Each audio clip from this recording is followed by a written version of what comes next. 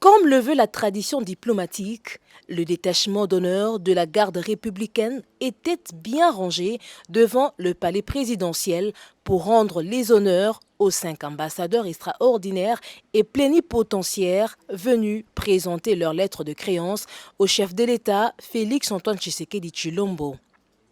Premier à passer devant la haie d'honneur, l'ambassadeur Mohamed Yaziz Bouzid, âgé de 57 ans et diplômé en sciences politiques, l'ambassadeur d'Algérie aura sa résidence à Kinshasa.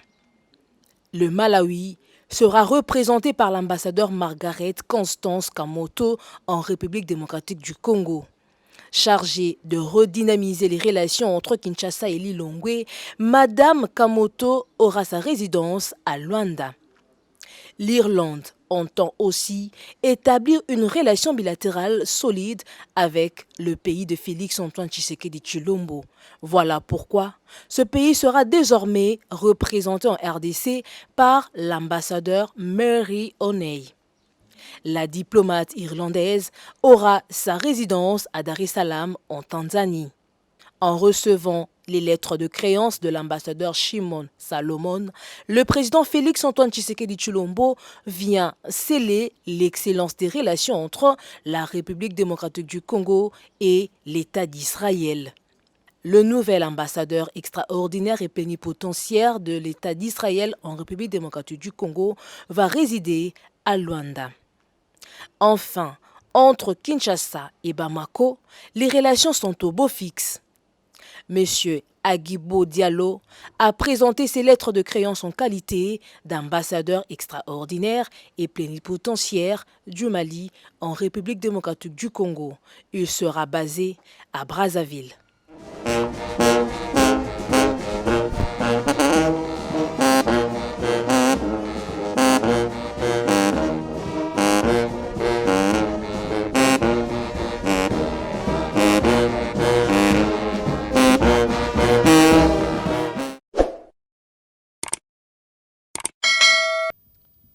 Rapport sur la suite de l'appel du président de la République à la mobilisation et à la solidarité nationale.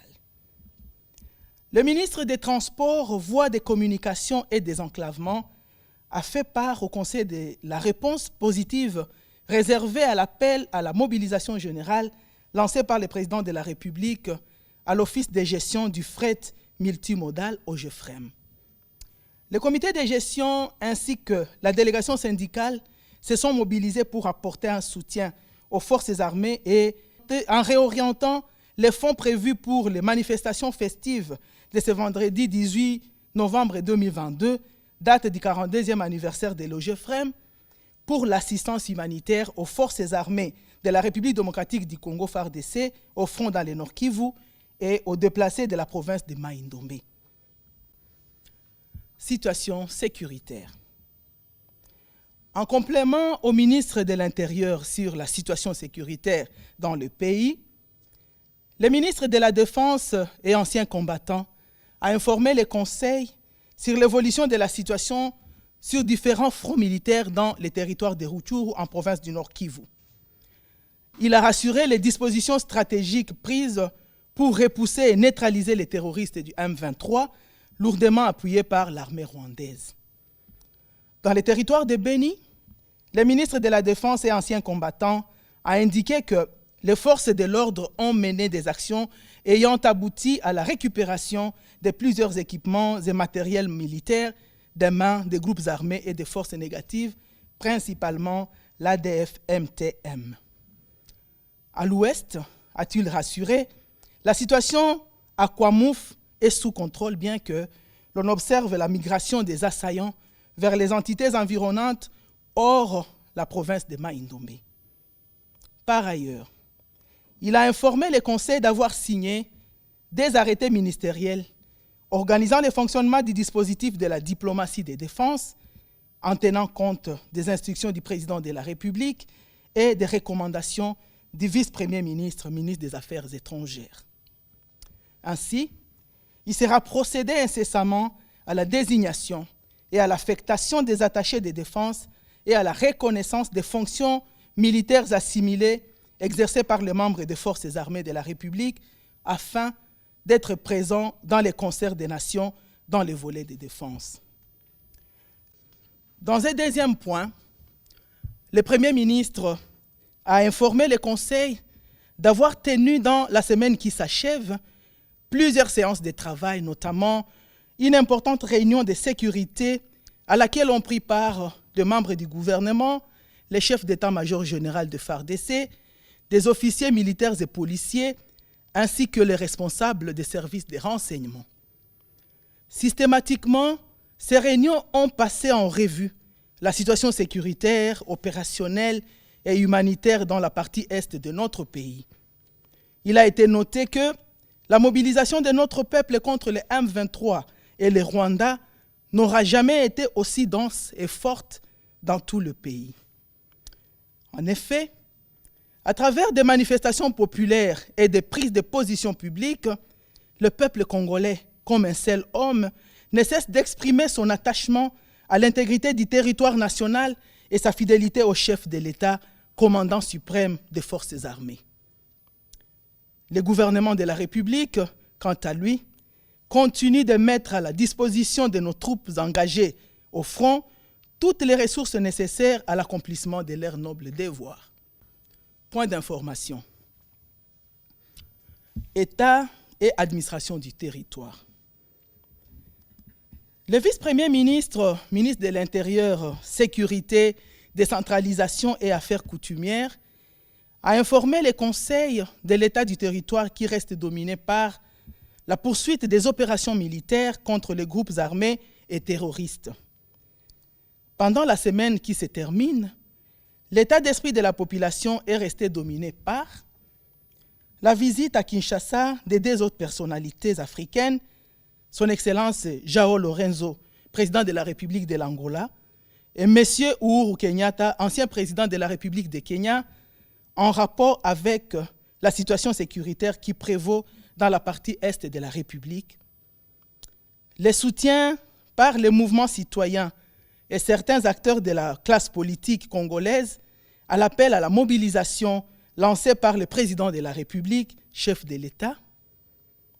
La persistance de l'activisme des insurgés se revendiquant Yaka dans les territoires de Kwamouf, avec extension dans les localités de la province voisine de Kwilu. L'activisme des groupes armés communautaires Lendu, EMA, Alour et FRP dans les territoires d'Anjougou, Irumu, Mahagi et Mambasa dans la province de l'Ituri. Il a terminé en dressant succinctement la situation sur les plans sécuritaires, notamment dans les provinces concernées par l'état de siège et dans les provinces de Maïndombe et d'Ikwilu. En ce qui concerne les volets catastrophes, le vice-premier ministre, ministre de l'Intérieur, a informé le Conseil du chavirement d'une baleinière près de Mbandaka. Le nombre de victimes de cet accident déplorable n'est pas encore connu. Le Conseil a pris acte de ces rapports. Intervenant à la suite de son Excellence, Monsieur le Président de la République, chef de l'État, le Premier ministre a axé sa communication sur 4 points.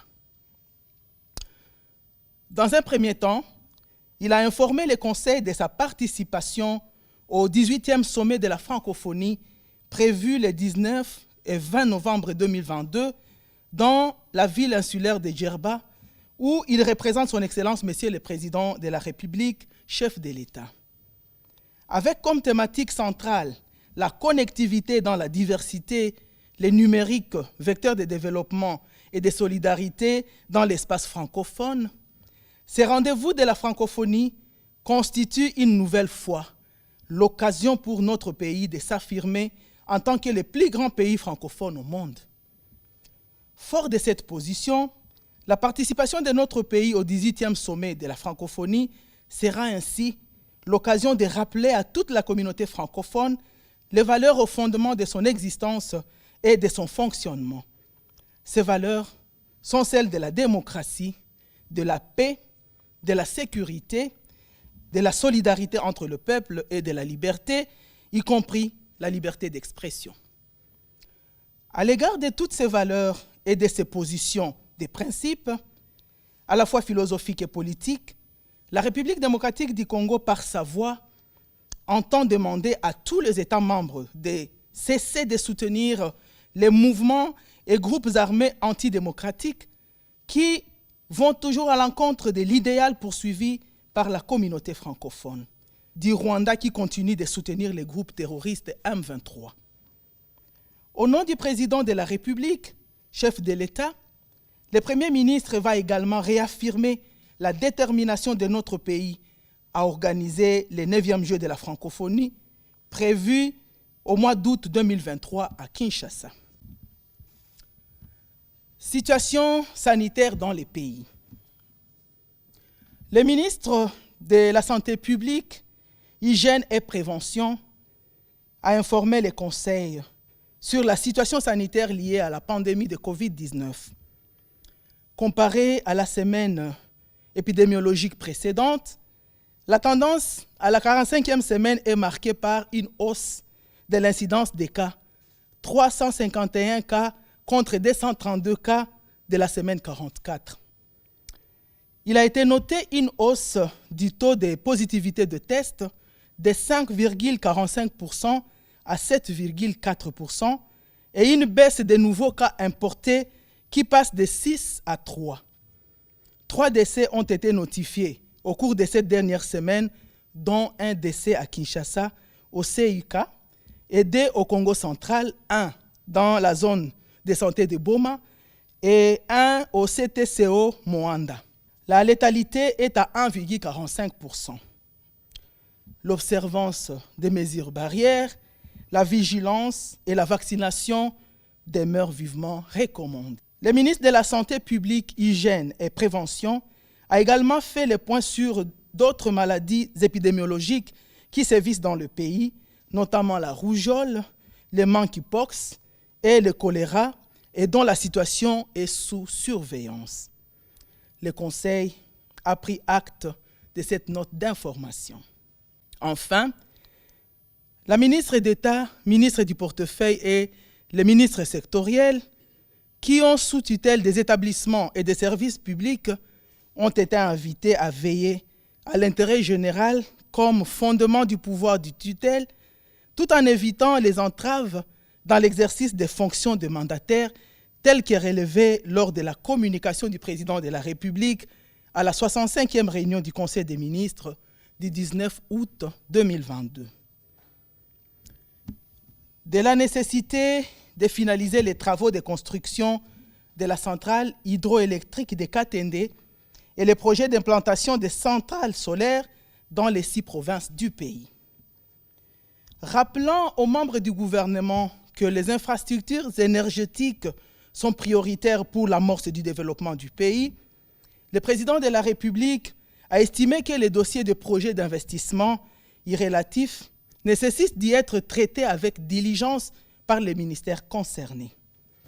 En effet, il a indiqué que les travaux de la centrale hydroélectrique de Katende devraient impérativement être relancés sans tarder et achevés dans un délai raisonnable, conformément au contenu de la lettre de l'ambassadeur de la République démocratique du Congo en Inde du 1er novembre 2022, adressée au vice-premier ministre, ministre des Affaires étrangères.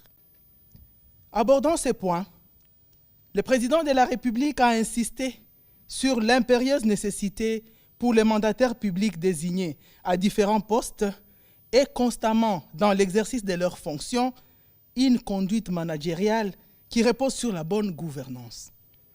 Il a rappelé qu'à son entendement, chacune de ces entités, quel que soit son objet social, sa taille, sa localisation géographique, est appelée à jouer un rôle crucial dans le développement socio-économique de notre pays.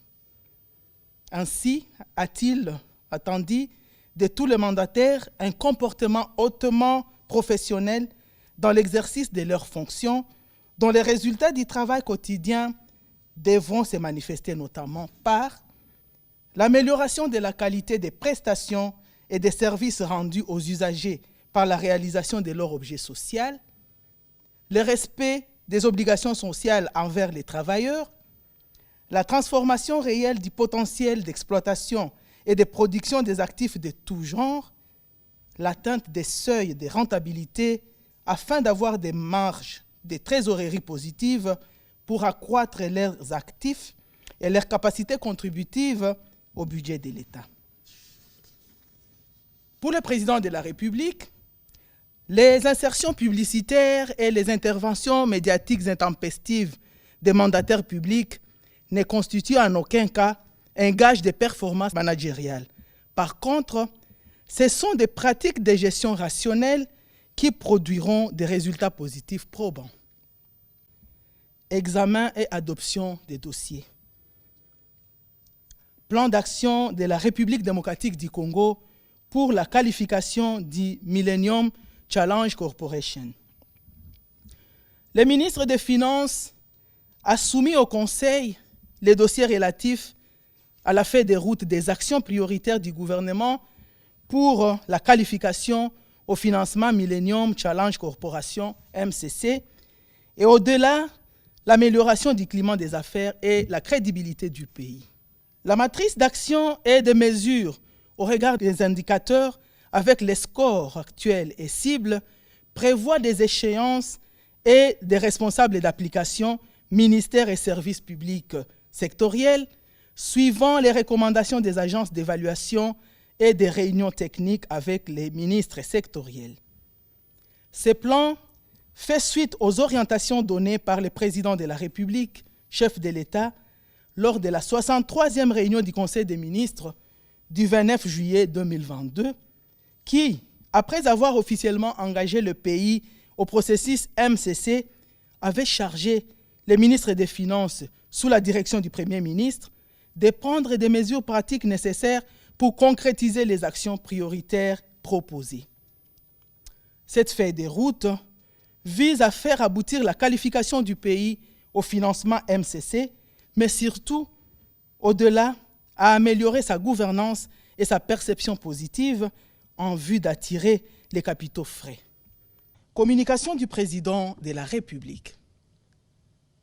La communication du président de la République, chef de l'État, a porté essentiellement sur 3 points, à savoir de l'appui gouvernemental au programme de chirurgie cardiaque pédiatrique à cœur ouvert de la clinique Ngaliema. Le président de la République a rappelé sa volonté permanente de veiller et de s'assurer de la réalisation des actions et des politiques publiques conduisant à l'amélioration du bien-être de tous les Congolais, notamment pour les aspects qui concernent la santé de ses compatriotes les plus fragiles, en l'occurrence celle des enfants de leur naissance. S'appuyant sur la programmation par le Centre de chirurgie cardiaque pédiatrique de la clinique Ngaliema, des 150 opérations de chirurgie cardiaque pédiatrique à cœur ouvert pour 150 enfants dès janvier 2023, il a encouragé le gouvernement à accélérer la mise en œuvre du protocole d'accord signé le 31 mars 2022 entre le ministère de la Santé publique, Hygiène et Prévention et l'association sans but lucratif Chirurgie pédiatrique en Afrique, CHIRPA en sigle. À ce sujet, les ministres d'État, ministre du Budget, les ministres des Finances ainsi que le ministre de la Santé publique, Hygiène et Prévention ont été chargés de faire toutes les diligences nécessaires pour que tous les préalables techniques et opérationnels soient réalisés dans un bref délai afin que les enfants concernés bénéficient de cette prise en charge médicale aux frais de l'État congolais. Un rapport circonstancié des ministres précités, chacun en ce qui les concerne, est attendu quant à la matérialisation de cette recommandation lors du prochain Conseil des ministres. Du rôle des mandataires des entreprises du portefeuille de l'État, des établissements. DRC Info, paix, justice et information.